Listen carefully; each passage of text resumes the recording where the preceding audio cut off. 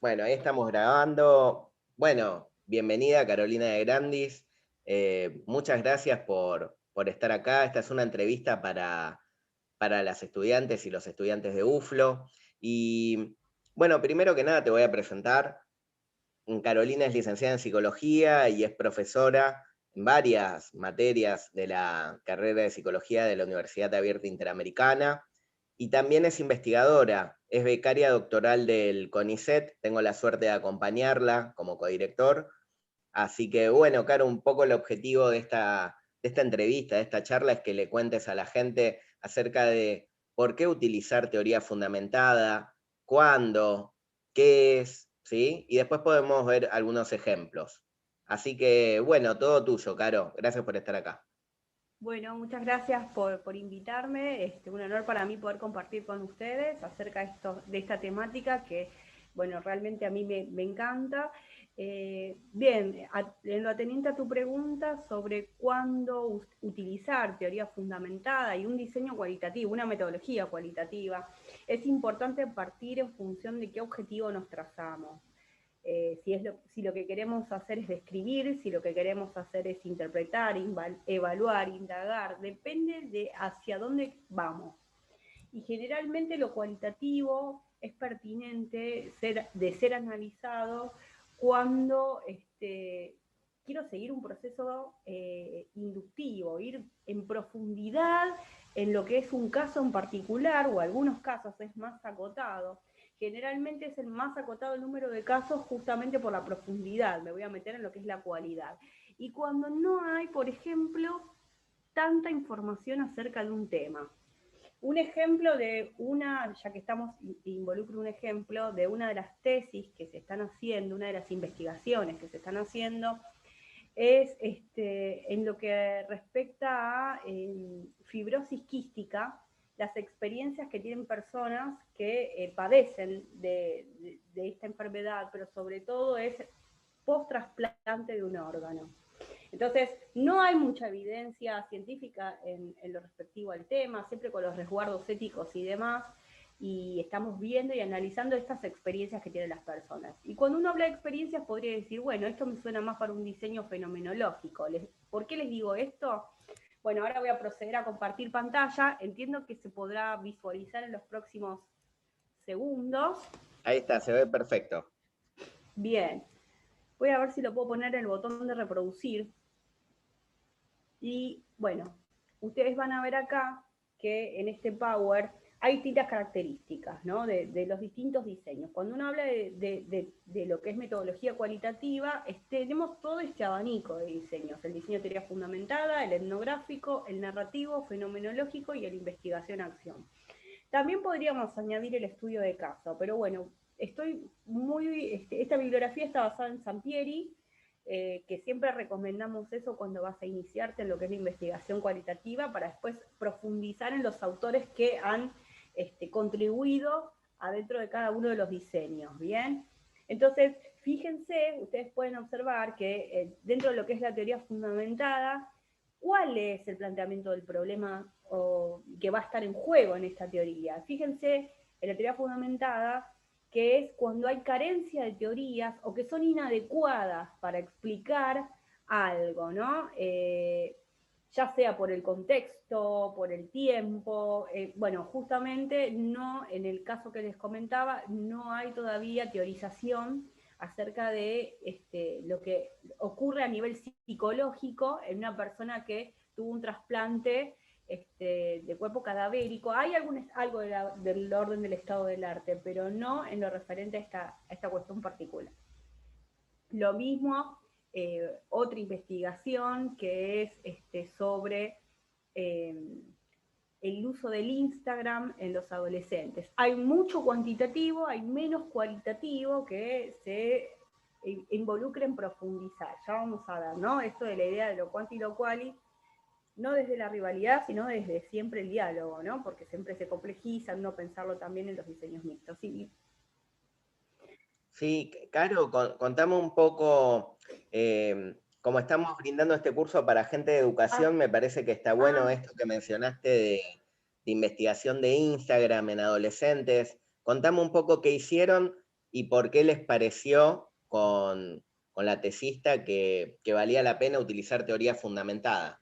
Bien, lo pensamos relevante lo que es la teoría fundamentada porque queríamos ver cómo se construye la identidad en torno al uso de esta red social.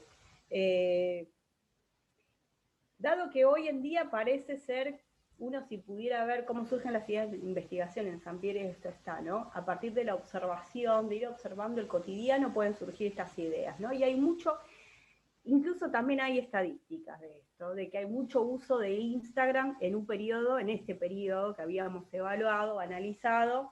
Entonces, la pregunta era, sabemos cuantitativamente estas cosas, pero a nivel cualitativo, en una red social donde está muy en juego lo que es la imagen, en cómo mostrás esa imagen, en los seguidores o no, y todas estas cuestiones que trae el juego, malos filtros y demás, las historias, esto que es instantáneo y después se cinde, se cierra, ¿no?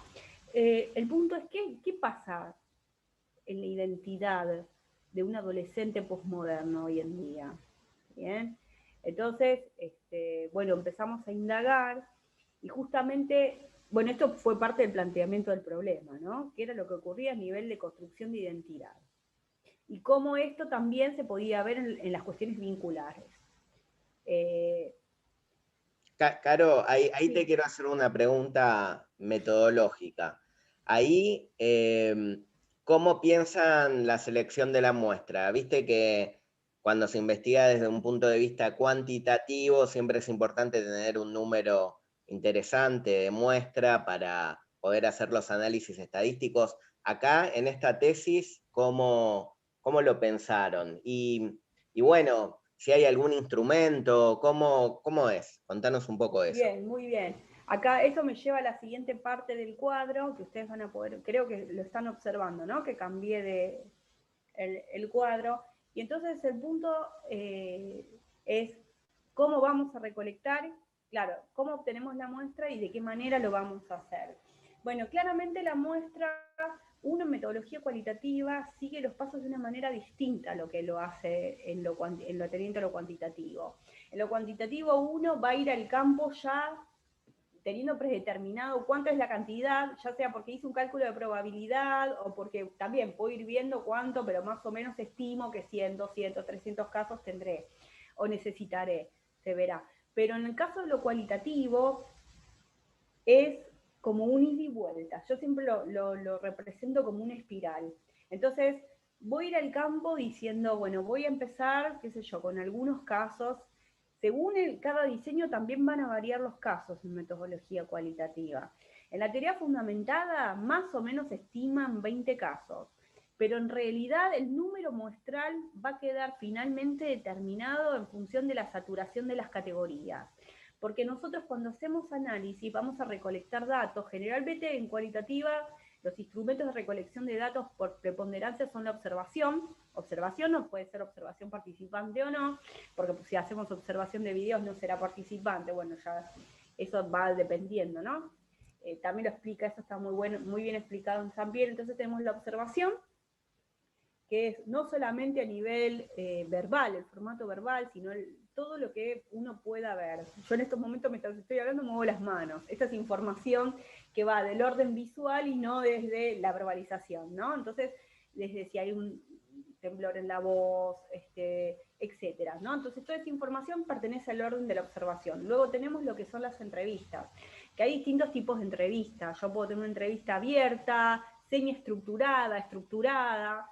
Entonces, en función de, generalmente se recomienda en la metodología cualitativa como instrumentos de recolección de datos, estos dos por preponderancia. Voy a usar la bitácora de campo, donde voy registrando todo lo que voy observando a nivel gestual, visual, auditivo, todo lo que mis sentidos permitan captar y todas las cosas que incluso el investigador, porque acá está lo interesante de la metodología cualitativa también, que la subjetividad del investigador también va a estar en juego dentro de lo que es el análisis. Entonces, en estas bitácoras de análisis que se puedan hacer, o diario de campo también denominado, no solamente es pertinente el registro de lo que observo en el otro, sino de lo que observo en mí mismo como investigador. Cosas que me llamaron la atención, que me pregunté, porque más allá de que uno diga, bueno, puede ser un método que sea subjetivo. En realidad es que la subjetividad del investigador está en juego, pero sabe identificar cuándo es del orden de su subjetividad y cuándo es algo de lo que estoy viendo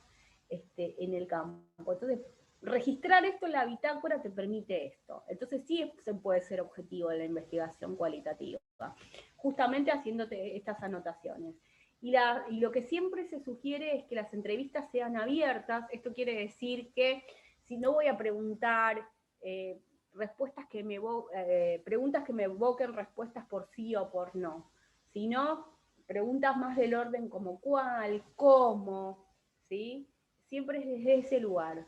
No, evitar que se evoquen respuestas sí, no, y sí. Y hay unos muy buenos instructivos en Sampieri que me parece que son muy interesantes para ser leídos sobre cómo formulo una pregunta abierta. Una pregunta abierta la puedo formular, por ejemplo, cuando le digo, por ejemplo, ¿no? Si vos me estás contando algo a nivel general, brindame un ejemplo. Si me estás contando algo a nivel específico, ¿cómo sería la generalidad de los casos? Si me estás entonces trato de evocar distintas respuestas. Eso también tengo algo muy interesante para algún momento brindarles o compartirles material. Pero sí. Caro, después me gustaría que nos pases la tesis, Sí, si la tesista está de acuerdo, pero ¿a cuánta gente entrevistaron? ¿Sí? ¿O cómo recolectaron los datos? ¿Y qué es lo que obtienen en definitiva? ¿Cómo se ven los resultados? bien. Más o menos, entonces estamos en la cantidad, me preguntás, ¿no? El número muestral que tuvo esa tesis. Sí, por ejemplo, no sé, la investigación es sobre Instagram. ¿Entrevistaban a los adolescentes? ¿A cuántos? ¿Y cuál? ¿Hay algún criterio? ¿Cómo funciona Se eso? fueron entrevistando a los adolescentes, se fueron armando algunas preguntas en función de objetivos trazados. O sea, a partir del objetivo general, si querés, no sé si querés que te comparta el Power y que te cuente algo de este orden. ¿Querés? ¿O no sé? Tenemos poco Está bien, tiempo, pero está bien. después pásamelo y lo voy a compartir con los Te lo alumnos. paso y lo comparten. Bueno, buenísimo. La idea fue que inicialmente se contactó con algunos, ¿no? Que cumplían, algunas personas que cumplían los criterios de inclusión para participar, ¿no? Adolescentes que utilizaran Instagram, y partió, por ejemplo, de 6 participantes. ¿Y qué había encontrado? ¿Qué nos encontrábamos? Las preguntas estaban basadas en los objetivos trazados. Algunos de estos objetivos trazados era ver justamente cómo construir esa identidad, el valor que le daban a la mirada del otro y demás. Entonces, se fueron armando preguntas abiertas para indagar estos objetivos y entonces empezaron a responder y se iba haciendo se obtenían las respuestas, análisis, que los análisis se hacen por selección del discurso del entrevistado o entrevistada, se selecciona un fragmento que es lo que se va a llamar cita, usamos el Atlas T, ¿bien? O sea que es un análisis asistido por computarizado, ¿no? Y el Atlas lo que te permite hacer es seleccionar fragmentos del discurso una vez que la entrevista, incluso se puede trabajar en el Atlas con video y con audio, ¿no? Pero bueno, en este caso era seleccionar en el Word, marcarlo y codificar. Eso es lo que se llama codificación. En lo que es la teoría fundamentada, uno para hacer el análisis de datos tiene distintos tipos de codificaciones. Se pueden armar categorías de primer orden y de segundo orden. Las de segundo orden son más amplias, agrupan estas de primer orden, ¿bien? En el Atlas se llaman códigos y familias. Las familias lo que hacen es agrupar distintos códigos. ¿Qué pasaba? ¿Por qué estoy contando esto en función de lo que me preguntaste? Porque la muestra se fue definiendo a partir de que dejaron de aparecer categorías en el discurso de las personas a medida que iban siendo entrevistadas. Entonces, en teoría fundamentada, si uno diría, bueno, ¿cómo definís la muestra? A priori no lo podés saber. Podés estipular más o menos lo que te dicen algunos metodólogos, que puede ser un número muestral de 20 personas. Pero puede ser que a los 16 ya tengas saturada las categorías, o sea, que no te aparezcan nuevas categorías en el discurso de los entrevistados, y entonces ya está, ¿no? Caro, O que sean más. Sí. Y en la entrevista, como dijiste antes, es abierta, pero va surgiendo, uno va entrevistando y uno en función de la pregunta de investigación va guiando esa Siempre, entrevista. Pero no hay preguntas, no es que se hace un cuestionario semiestructurado a todos por igual. no. Generalmente pasa así, que la persona cuando uno hace uno puede establecer una pregunta con el objetivo de indagar un objetivo específico, ¿no? Con el propósito de indagar un objetivo específico, pero cuando uno va a preguntar y está frente a un otro, no todos te contestan de la misma manera, no todos tienen las mismas habilidades verbales, ni las mismas experiencias de vida, ni etcétera, ¿no? Contexto, etcétera.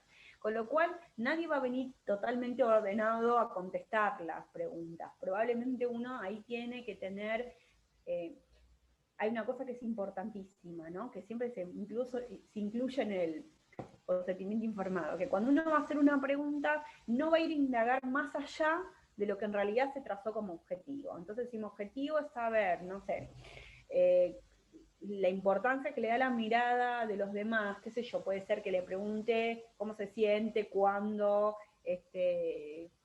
les dan un like y la persona me diga, bien, ¿y cómo es sentirse bien? Entonces ahí viene lo que se llamaría la repregunta.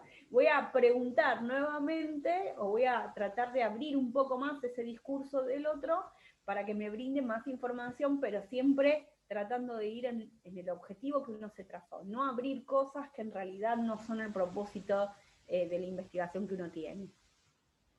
Caro, bueno, seguro que te voy a volver a molestar con otra entrevista porque nos quedan cosas en el tintero, seguro. Mencionaste, por ejemplo, el Atlas T y me parece que está bueno ver cómo se usa, así que te voy a volver a molestar. Pero la última pregunta, ¿por qué este método se llama teoría fundamentada?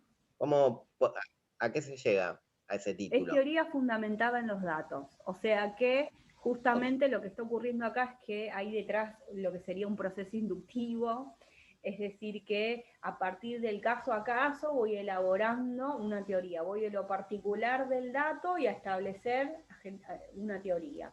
Y para eso va a llevar un proceso de distintas codificaciones y categorizaciones, que en algún otro momento tal vez les contaré que existen categorías emergentes y sistemáticas dentro de lo que es la teoría fundamentada. O sea que se subdivide, es bastante complejo e interesante y apasionante. Pero bueno, es teoría fundamentada en el dato, o sea, en la empiria, en la observación de los casos.